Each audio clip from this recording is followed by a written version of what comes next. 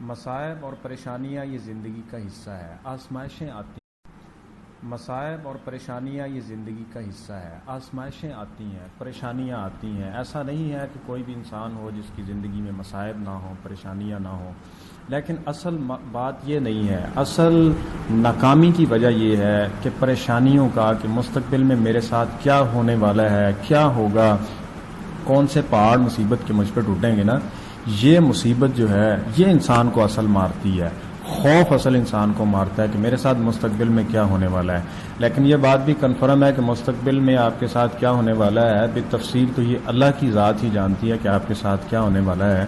لیکن بعض چیزیں ایسی ہیں جس سے آپ اندازہ لگا سکتے ہیں کہ آپ کے ساتھ آپ کے آنے والے وقت میں کیا ہوگا، مستقبل میں آپ کے ساتھ کیا ہونے والا ہے، کون سے مصائب، کون سی پریشانیاں یا کن حالات کا آپ کو سامنا کرنا پڑ سکتا ہے۔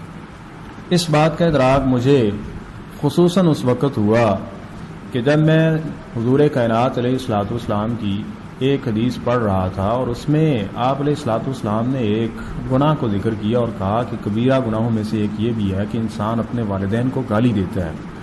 تو صحابہ نے عرض کیا اللہ کے رسول یہ کیسے ہو سکتا ہے کہ ایک آدمی اپنے والدین کو ہی گالی دیتا ہے؟ تو فرمایا جی ہاں، یہ آدمی کسی کے والدین کو گالی دیتا ہے تو جواباً وہ اس کے والدین کو گالی دیتا ہے۔ تو گویا کہ اس نے اپنے والدین کو گالی دی ہے۔ دیکھنے میں تو یہ دو لفظ ہیں لیکن ایسے ہیں کہ یہ کوزے میں سمندر کو بند کر دیا گیا ہے۔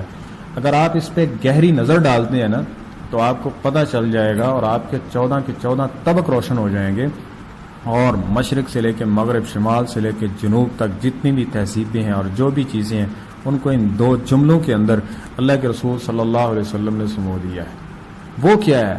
وہ یہ ہے کہ جو آپ کر رہے ہیں ویسا آپ کے ساتھ ہونے والا ہے۔ دیکھیں آپ کا جسم ہے نا، اللہ تعالیٰ نے اس میں ایسی چیزیں رکھی ہیں کہ یہ محسوس کرتا ہے، اس میں حس ہے۔ ایسی چیز دیکھتا ہے جو خوش کن ہے تو فوراً اس پہ خوشی کے اثرات ظاہر ہو جاتے ہیں۔ ایسی چیز دیکھتا ہے کہ جو پریشان کن ہے، کوئی حادثہ ہے، کوئی ایسی خبر ہے، کوئی ایسا سین ہے تو یہ فوراً سے پہلے غمزدہ ہو جاتا ہے، پریشان ہو جاتا ہے۔ کیا مطلب ہے کہ یہ باہر کی چیزوں کو محسوس کرتا ہے۔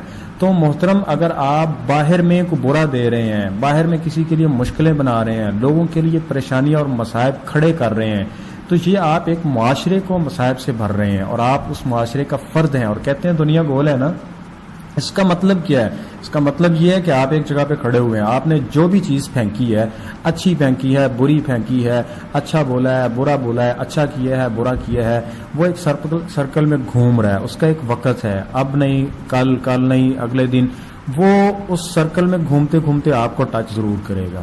اگر آپ نے اچھا کیا ہے اور پھر جب ایک چیز جاتی ہے تو اس کی سپیڈ کچھ ہوتی ہے، جب واپس آتی ہے تو اس کی سپیڈ اس سے 10 گنا زیادہ بڑھ چکی ہوتی ہے۔ تو بالکل انسان کے ساتھ بھی ایسا ہی ہوتا ہے کہ یہ کوئی اچھا کام کرتا ہے تو اللہ تعالیٰ کا یہ نظام قدرت ہے کہ اس کے ساتھ اس سے 10 گنا زیادہ اچھا ہوتا ہے، اور اگر برا کرتا ہے تو اس کو یہ سمجھ لینا چاہیے کہ اس کے ساتھ 10 گنا زیادہ برا ہونے والا ہے۔ اگر اس نے کسی کی ٹانگیں کھینچی ہیں تو گویا کہ اپنے پاؤں کاٹے ہیں، اگر اس نے کسی کے لیے مصائب کے پہاڑ کھڑے کیے ہیں تو گویا کہ اس نے اپنے آپ کو مصائب کی چکی میں پیس لیا ہے، اور اگر اس نے کسی کو پریشان کیا ہے تو گویا کہ اپنے سکون کو اس نے اپنے ہاتھوں سے ذبح کر دیا ہے۔ اگر یہ انسان کسی کے لیے مصائب کا سبب بن رہا ہے تو گویا کہ یہ اپنے راستے میں کانٹے بکھیر رہا ہے، اور اس کو تیار رہنا چاہیے کہ کسی کے ساتھ صلہ رحمی کرنے والا ہے۔ تو یہ ایک ایسی چیز ہے کہ جو اس کے لیے نوید ہے، خوشخبری ہے کہ کچھ بھی ہو جائے، سارا زمانہ تمہارا مخالف ہو جائے، ساری دنیا والے تمہارے مارنے کے اوپر تل جائیں، لیکن اللہ تمہارے ساتھ ہے نا۔ تم نے برا نہیں کیا، تم نے لوگوں کے ساتھ اچھا کیا ہے، تو وہ مالک تمہاری زندگی میں جس کے ساتھ کسی کی مشکل کو تم نے دور کیا، تم مشکل میں ہوگے، اللہ تمہاری آسانی کے لیے کوئی بندہ پیدا کر دے گا۔ بندہ نہیں ہے، اللہ فرشتے کو بھیج دے گا۔ فرشتہ نہیں ہے تو اللہ تعالیٰ غیبی خزانے سے آپ کی مدد ایسی کرے گا کہ آپ حیران اور دنگ رہ جائیں گے، اور آپ یہ کہنے پہ مجبور ہو جائیں گے کہ واقعی اس دنیا میں اللہ ہے، اور جو انسان کرتا ہے وہ اچھا ہے یا برا ہے اس کو اس کا صلہ مل جاتا ہے۔ تو آپ اپنے مستقبل سے خوف زدہ ہوں، لیکن اس وقت کہ جب آپ لوگوں کے ساتھ برا کر رہے ہیں، لوگوں کی ٹانگیں کھینچ رہے ہیں، لوگوں کے لیے مشکلیں پیدا کر رہے ہیں، مصائب کھڑے کر رہے ہیں، فتنہ کھڑا کر رہے ہیں، دھوکہ دے رہے ہیں کسی کو، تو آپ کو بالکل پریشان ہونا چاہیے کہ مستقبل آپ کا بہت خطرناک ہو سکتا ہے۔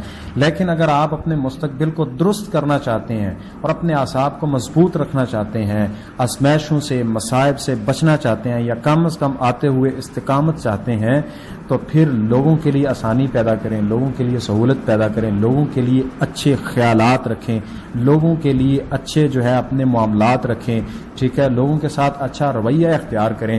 جو آپ اچھا کر رہے ہیں وہ آپ کو مل کے رہے گا۔ اس بات کو یاد رکھ لیجئے، آپ کسی کو 1 روپے کا فائدہ پہنچا رہے ہیں تو یہ بات پکی ہے کہ آپ کو 10 روپے کا فائدہ اللہ نے دینا ہی دینا ہے۔ کب دینا ہے؟ اب دینا ہے، کل دینا ہے، یا آئندہ زندگی میں دینا ہے، لیکن مل کے رہے گا۔ اور اگر آپ نے کسی کو پریشان کیا ہے، کسی کا 1 روپے کا نقصان کیا ہے، اس کو دھوکہ دیا ہے، فراڈ کیا ہے، ظلم کیا ہے، زیادتی کی ہے اس کے ساتھ، تو یہ مت بھولیے کہ آپ کو 10 دینے پڑنے ہیں۔ کیسے دینے پڑیں گے یہ آپ کو پتہ چلے یا نہ چلے یہ الگ بات ہے، لیکن آپ سے یہ 10 نکلیں گے ہی نکلیں گے، کیونکہ یہ نظام قدرت ہے۔ ساری دنیا ناانصافی کر سکتی ہے لیکن اللہ کی ذات ناانصاف نہیں ہے، اور نہ ہی وہ بندے کے ساتھ ناانصافی کرتی ہے، عدل کا پیمانہ ہے۔